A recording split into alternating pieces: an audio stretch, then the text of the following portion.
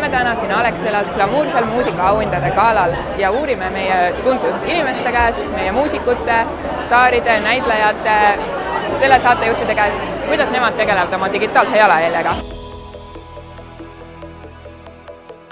Nii, ma ütlen, kui ma niimoodi otse vaatan oma e-maili ja telefoni, siis ma olen prügimäel, sõna otseses mõttes, et ma jõuan neid kustutada, heal juhul ma jõuan neid lugeda e-maile, see on väga hästi juba. Teate, kui ausale, siis mulle vaatab näiteks, kui ma telefoni vastu võtan, siis mul on praegu 10 363 vastamata e-maili.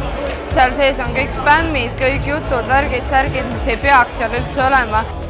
See pilt, mis vaatab minu e-maili boksist vastu, on päris hull. Inboxis paistab pilt praegu päris okei, kuna ma just mingi aeg tagasi ostsin endale uue arvuti ja siis ma lubasin endale, et ma hoian seda korras. Minu e-maili boksist vaatab vastu täpselt selline pilt, et ma ei kustuta sealt mitte kunagi oma e-maili ära.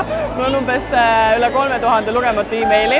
Mul koguneb ja see on selles mõttes paha asi, et ma peangi hakkama enda mailboxi kustutama. Sinna on juba, ma arvan, seal on oma paar tuhat e-maili liiga palju.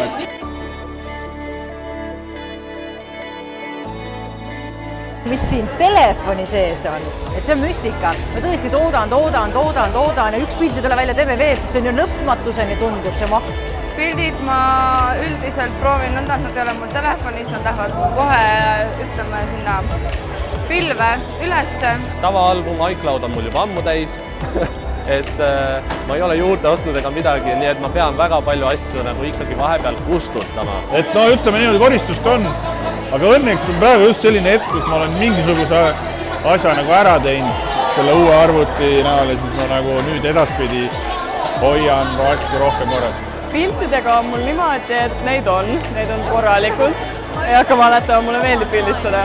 Dropboxi ma kasutan, iCloudi kasutan ka, et see iCloud on selles mõttes siuke huvitav asi, et ta kipub täis saama kogu aeg. Aga üldiselt ma ikka katsun nii palju seivida arvutisse kui võimalik.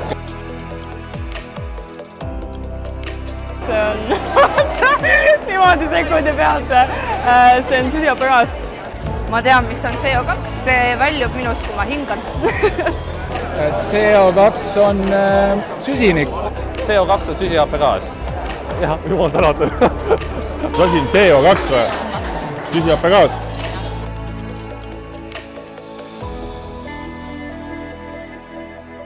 Minu e-mailid tekitavad süsihappegaasi, kui nad Okei, ma ei teadnud seda, et nad tekitavad süsihappegaasi. Kuidas see võimalik on üldse? No ikka, et selles mõttes, et iga fail, mis kuskil üleval on, seda mingi server hoiab, see server töötab ja töötamiseks on vaja kuskilt kütust ja nii see asi läheb. Päriselt ei lekita. Okei, tundub, et ma lähen koju kustutama. Ma olen sellega väga hästi kursis, et e-mailid on samamoodi, kuigi nad on ju virtuaalsed, nad on samamoodi ikkagi loodusele kahjulikud. Sellepärast ma just ütlesin ka selle lause ennem, et peab hakkama enda e-maili sorteerima.